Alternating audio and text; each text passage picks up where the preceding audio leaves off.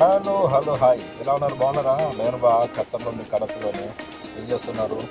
ఇప్పుడు మీకు ఈ ఖత్తర్లో ఒకటి చౌకైన వస్తువు దొరుకుతుంది. ఏంటో చూపించనా? వెంటనే ఈ గ్లాస్ నిండా టీ చూసారా? ఈ గ్లాస్ నిండా టీ వచ్చేసి మన డబ్బులు 23 రూపాయలు. మన ఇంటికాడైతే ఈ గ్లాసు 4 టీలు పడతాయి.